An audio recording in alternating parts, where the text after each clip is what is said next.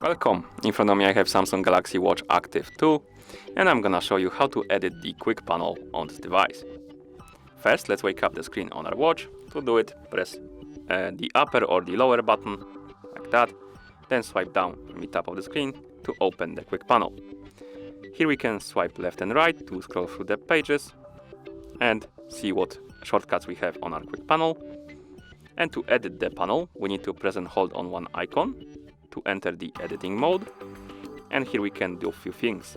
First, we can remove, for example, the shortcut. To do it, tap on the minus button on it, like that. We can move the shortcuts on the list, basically change the order of them. To do it, for example, press and hold on settings or other icon, depends what you want to move.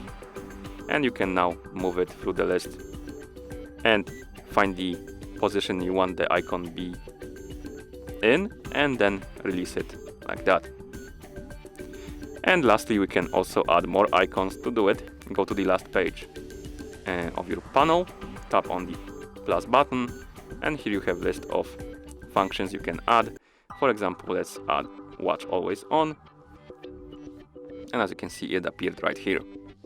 And once you're done editing your quick panel, simply press the upper button to go back and apply your settings. We can also edit the quick panel by using the phone app, so let's bring our phone right here. Open the Galaxy wearable app on our phone. In the app, let's tap on Advanced. Here, scroll down and select Edit Quick Panel.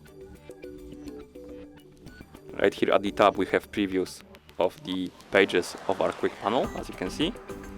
And below we have a list of shortcuts. And we can remove one. For example, let's remove always on by tapping the minus button next to it. We can add more by tapping on plus button right here on the add quick settings button list, like that.